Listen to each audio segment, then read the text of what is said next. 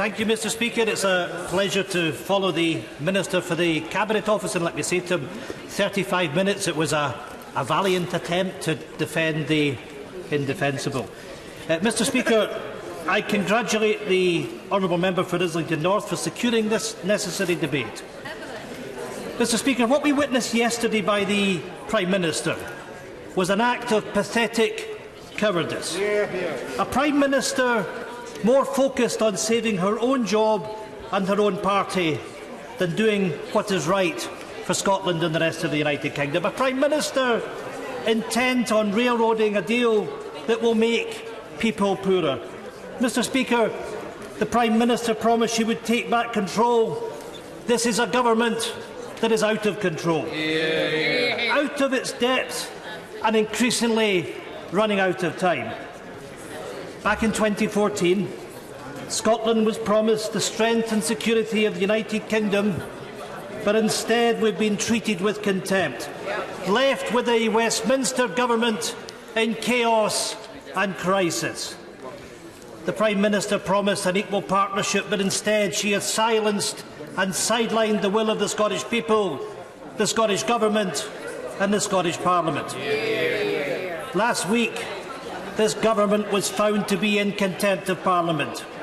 Yesterday, the Prime Minister proved her government has no respect for members of this place and continued to show Parliament utter contempt as she pulled the meaningful vote from beneath her feet. And why, Mr. Speaker? This Prime Minister has denied this Parliament the right to debate and vote on her deal because she knows what we knew weeks ago. Her deal is dead in the water. It is a non-starter. Mr. Speaker, the Prime Minister has lost the confidence of her own benches. Today, we should have voted on the Government's motion, voting down the Prime Minister's deal and signalling that this House has no appetite for it. That would have allowed Parliament to move on and to bring forward alternatives, to make the point that there are alternatives to the Prime Minister's plans, to make the point that we could stay in the European Union, particularly given that in all the scenarios shown by the UK Government's own analysis, we will always be worse off with Brexit. Instead, we have a Prime Minister that has shown contempt to Parliament. Our rights to vote down her plans removed at the whim of the Prime Minister. Where is the parliamentary democracy we hear about? The decision that Parliament voted for to have a meaningful vote withdrawn at the say-so of the Prime Minister. Mr. Speaker, we do not live in a dictatorship. Mr.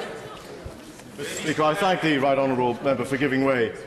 His constituents, like mine, Mr. Speaker, view these proceedings with amazed misunderstanding and shock. Surely would the right honourable member agree with me that the failure to have the vote today and the continuing delay in getting a vote is dangerous for this institution and its standing, and let me go slightly further, and is dangerous for the proper working of democracy in the UK. Thank my honourable friend for that intervention. He's absolutely right, and I know that throughout the Highlands and Islands that many businesses are saying that they are particularly worried about the ability to attract labour, that we benefit in particular from free movement of people, and the economic prosperity of the Highlands of Scotland has been endangered by the actions of this government, the willful actions of this government. I thank the honourable member for giving way.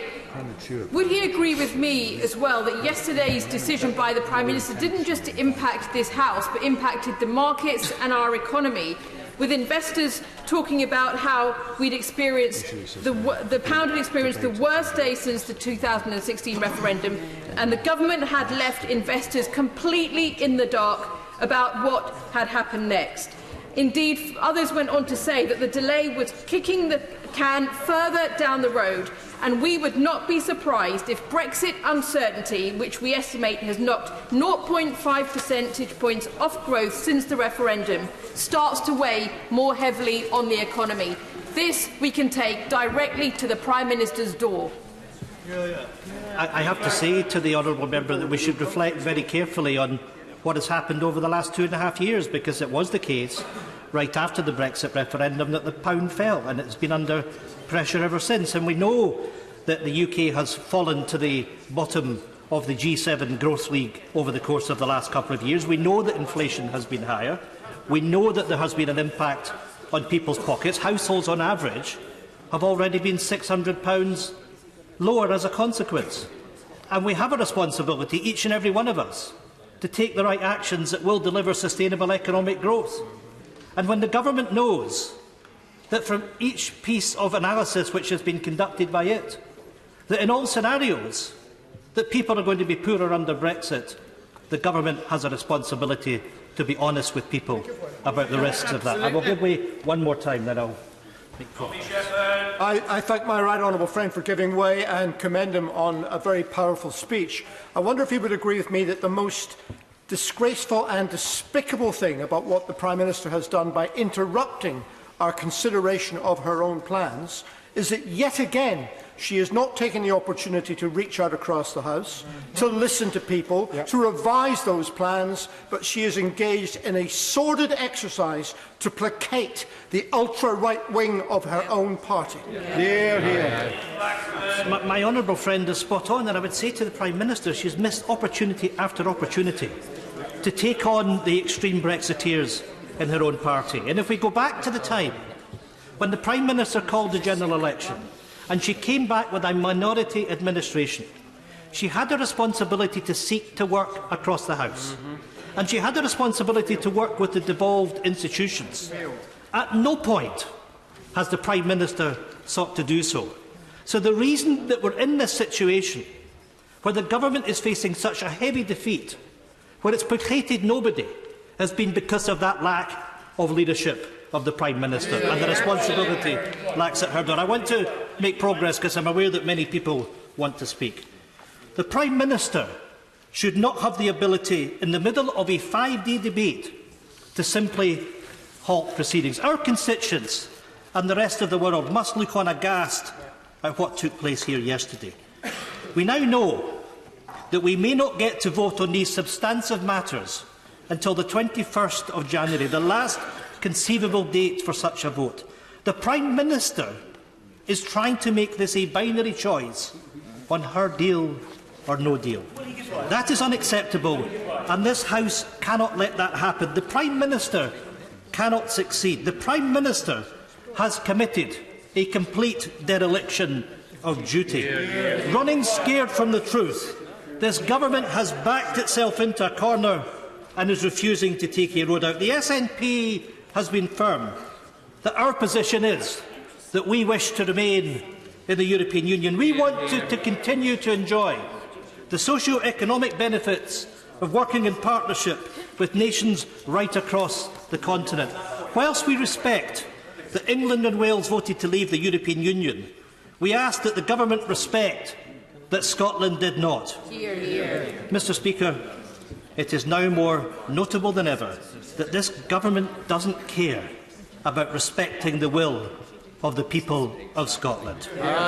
The government doesn't care that £1,600 will be lost from the pockets of people across our country. It doesn't care about the 80,000 jobs that will be put at risk. Our businesses, farmers, fishermen put at a differential disadvantage. The Tories think they can do whatever they can with Scotland and get away with it. Yeah, they do. Had the SNP been able to vote on the Prime Minister's deal today, Mr. Speaker, we would have voted it down. Yeah. This deal will rob our country not just of economic opportunity but of stability. That, Mr. Speaker, we in the SNP cannot countenance. Yeah. Whether it's today or another day, I want to put the Prime Minister on notice. The SNP will not back this deal or any other deal that makes Scotland poorer. Yeah. While she travels around Europe today, the Prime Minister will be scrambling for fluff, for padding and for eloquent phrasing to appease those in their own party anxious about parliamentary sovereignty, not anxious about the economic future of the nations and the regions in the UK. Mr. Speaker, this is still a Tory battle of ideological motivations. 2 years down the road, and the Tories sleepwalking into the abyss, fighting amongst themselves, distracted by rhetoric, avoiding reality, fuelled by a desire to win the hearts and minds of her own colleagues, the Prime Minister focuses her efforts on uniting her divided party rather than protecting the rights and livelihoods of citizens across the country. This is an absolute mess, and the stakes are high. Let us not lose sight of what is at risk.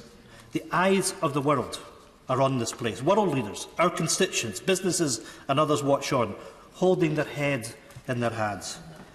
It is incumbent on all of us, each Member of Parliament here today, to recognise the severity of what has taken place over the past few weeks. A Prime Minister who inadvertently misled Parliament, a Prime Minister who has been found in contempt of Parliament, a Prime Minister who has snatched away the right of Parliament to vote, silencing our voices only to save herself from the shackles of defeat. Will the honourable gentleman give way? I will give way. I thank the honourable gentleman for giving way. He accuses the Prime Minister of ignoring Parliament, and yet hasn't she done the opposite? She has listened to the views. She has listened to the views expressed across the House. She has heard that there was disagreement with the deal as proposed, and she has therefore gone away to try and change it. She has listened to the House and respected the House, not ignored it. Mr. Speaker, I'm almost at loss for words. What the honourable gentleman doesn't accept is that this House voted for a meaningful vote. It's the government that brought forward the timetable for the meaningful vote. To disrespect this Parliament is what the Prime Minister has done. Mr. Speaker, we have reached a critical point. It is crystal clear that the Prime Minister is focused on running down the clock. Rather than buying time, the Prime Minister wants to run out of time. Her strategy seemingly now to present a binary option, her deal or no deal. Mr. Speaker, that is not the case before us. Let me be clear. The Prime Minister has options, but she will not take them. The Prime Minister has checked out of listening mode. Despite facing resounding defeat, the Prime Minister is burying her head in the sand. We cannot let her. We cannot stand for this treatment. This government cannot be allowed to treat this place with contempt. That is why I wrote to the honourable member for Islington North, alongside colleagues in Plaid Cymru, the Liberal Democrats and the Greens, to urge him to table a motion of no confidence in the Prime Minister. I say respectfully to the honourable member for Islington North, you will have our support if you table a vote of no confidence. It is time for the Prime Minister to go. This is not a time for floundering. It is a time for leadership. The Prime Minister has shown nothing but contempt. Mr. Speaker, we need answers. When will the House get to vote on the deal? Yesterday, the Prime Minister offered no assurances on the timeline. Mr. Speaker, if the Prime Minister's plan is to run this to the wire, to take all other options off the table and rob Parliament of its say, then she should be ashamed of herself. Today's Treasury Committee report expressed disappointment that the Government's analysis did not model the deal. It also affirms that UK firms have no sympathy for a government too frightened to put their deal to a vote, despite the fact that UK firms lost 2% of their value yesterday with the pound's fall. Business is losing faith. The Prime Minister has put us in an economically and constitutionally unsustainable position. The SNP will not stand by while the clocks tick down. We will not allow the Prime Minister a free hand to reduce our options to a binary choice. The Parliament cannot allow that. We must now take back control. It is time for the Prime Minister to move aside and let Parliament lead while the people decide. I must say respectfully to the Leader of the Opposition that we want to work with you. We have a choice to put this above party politics, to bring this matter to an end and to bring this shambolic government to an end with a motion of no confidence. Order. I must advise the House that no fewer than